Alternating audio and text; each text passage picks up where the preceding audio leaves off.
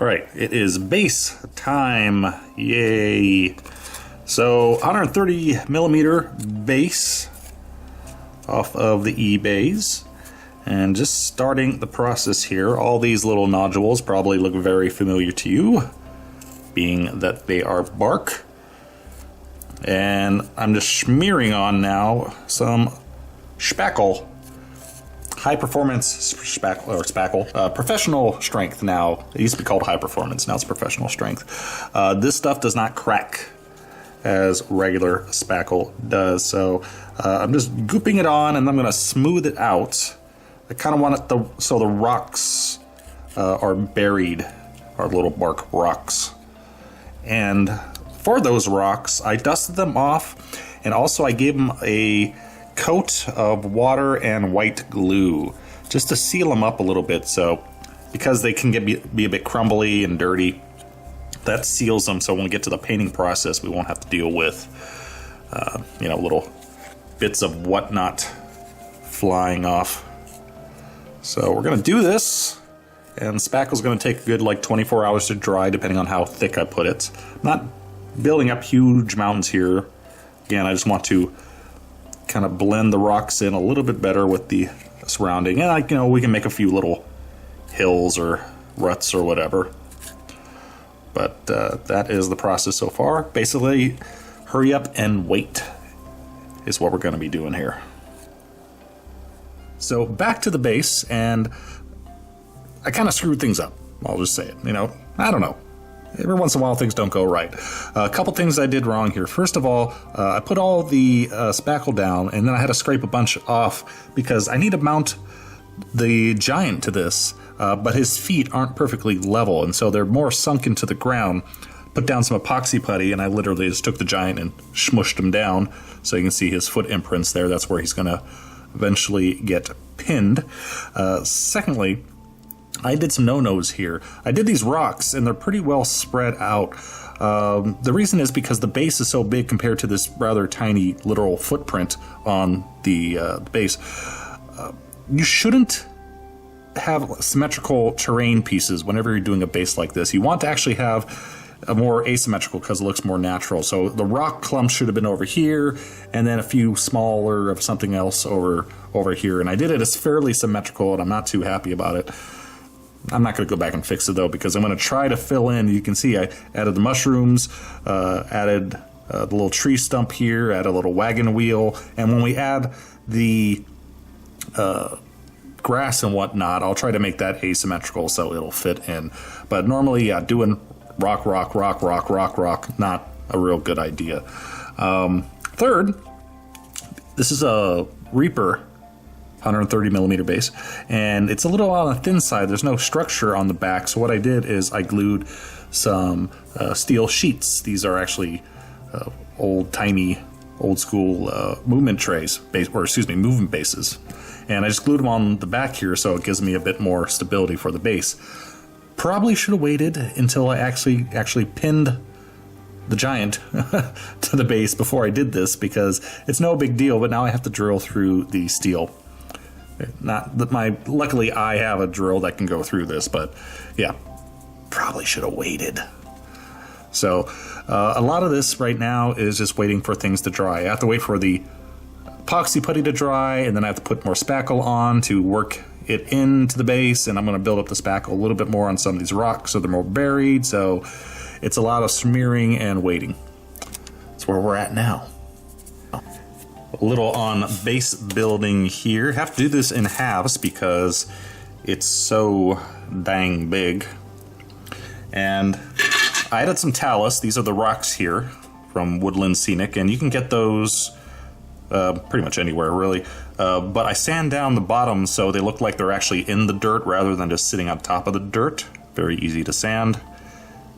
And the glue I'm using is not white glue. What I use actually is gel medium, because I like the viscosity is much better. It doesn't creep around the base like white glue does. And we got some Gale Force 9, some walnut shell rocks,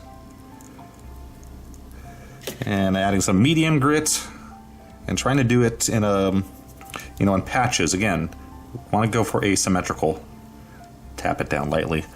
And then finally, some homemade sand. This is sand that comes from Home Depot.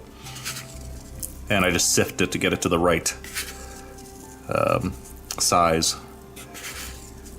And trying to do this clean as possible. We do it over the paper here so I can reuse it.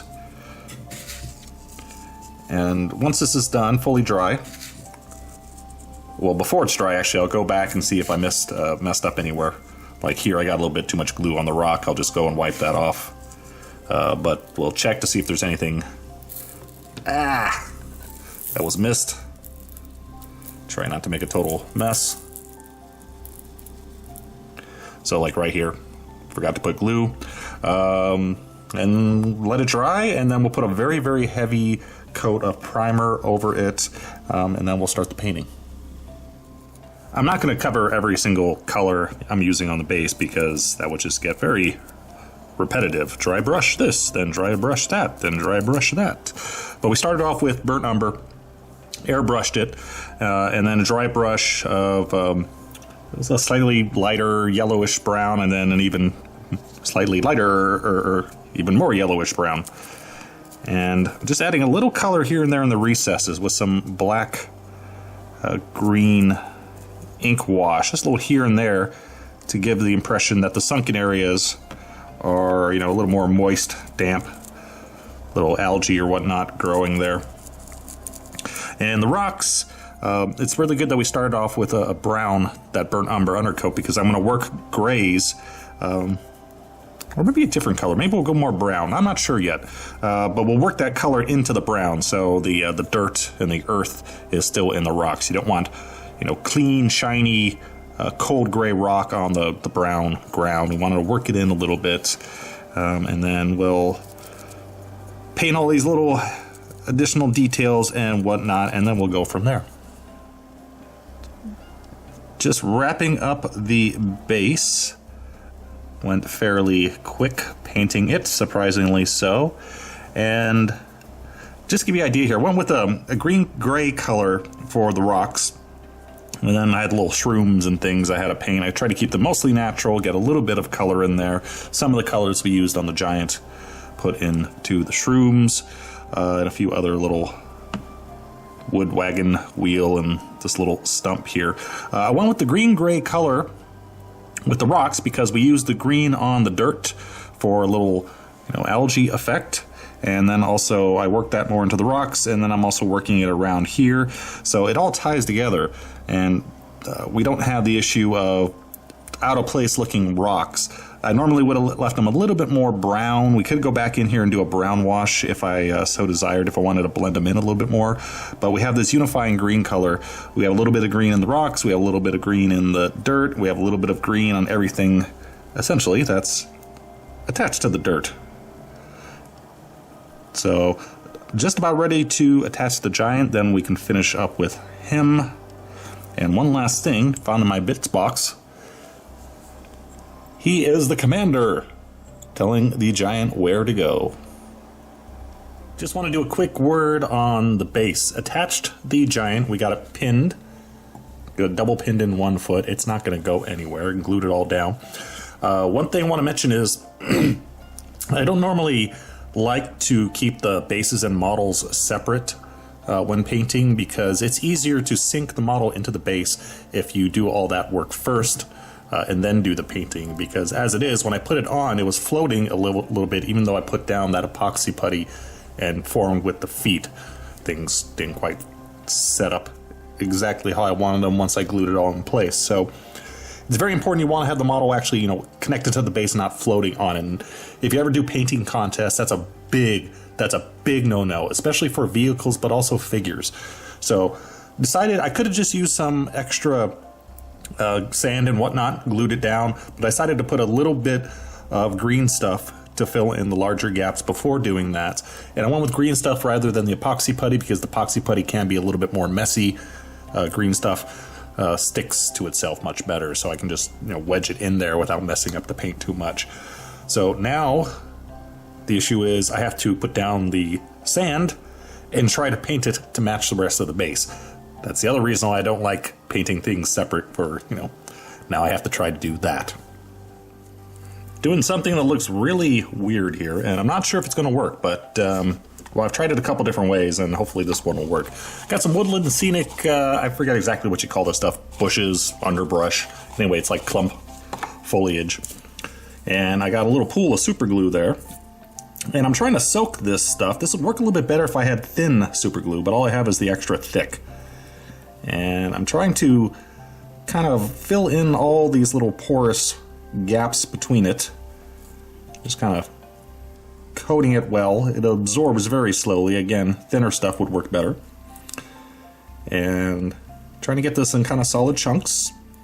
Once I get enough here, I'm gonna squirt them with a little bit of accelerant, and then we'll move on to the next step and find out if this works. It's a little bit awkward trying to do this on camera, but I'll reveal what I'm trying to do here. Basically, I wanted to make dirt clumps. Like he just pulled the tree, his club, out of the ground. And using that underbrush stuff, because I thought it would look more like a dirt clump, you know, connected all the roots there where if you ever see a tree get pulled out or knocked down.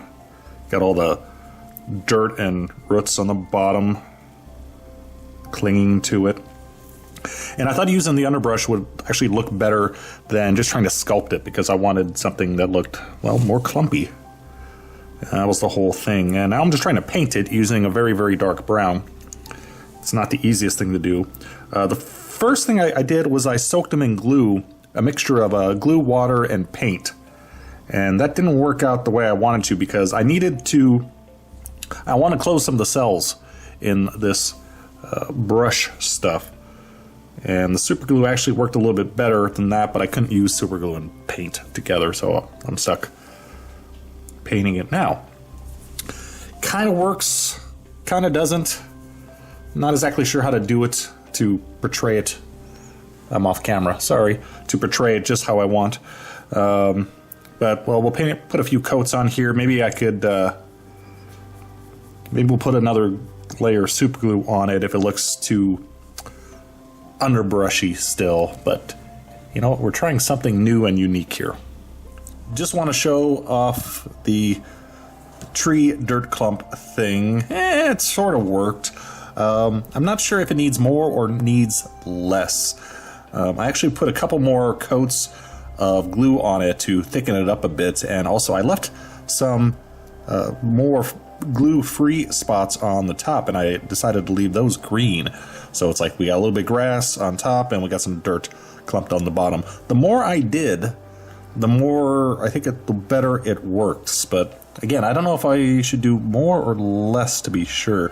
It could really use a few extra little branches sticking out off the sides, but I don't want to make it too complex because this is a gaming miniature. We don't want to have a bunch of little fine wires sticking out all over because they're just going to get caught on things. So that would definitely make it look better, but just a little bit too complicated for something that's going to be handled. But yeah, so if you want to try glue and clump foliage and paint it, that's what happens. We are at the final stage here. We're doing the grass, all the groundwork, and I've already flat varnished the model, and we want to do the grass work after varnishing it, because otherwise when you're spraying on your varnish, occasionally the little grass bits tend to fly off and get stuck on the model, so I always do it after that. And we're using mostly Warlord Games tuft grass, and we're going to use a few other products here probably. I really like these. These are some of the best grass tufts you can find. They're a bit on the large side, but you can take scissors and trim them down. But the good thing about this, I don't know if it's because of the size or if it's the type of glue they use, but the glue they use is, well, they just tear apart very easily, and I've not been able to do this with any other grass tufts. So even though they come in these big bushes, you can rip them up and get little more realistic tufts of grass. So I really, really like them. And to put it down, I prefer using super glue. If I can get it out here. You can use white glue, but super glue is adheres immediately, and when you have a rough surface, it makes it just easier application. And we want to do kind of the same thing that we were supposed to do with the rock. So think about where grass grows naturally. Well, it's going to be in patches together. It's going to be in the low-lying areas before it's in the raised areas, you know, where water more than likely collects. So I should have found a spot for this before putting the glue on. But we'll just put a little spot there.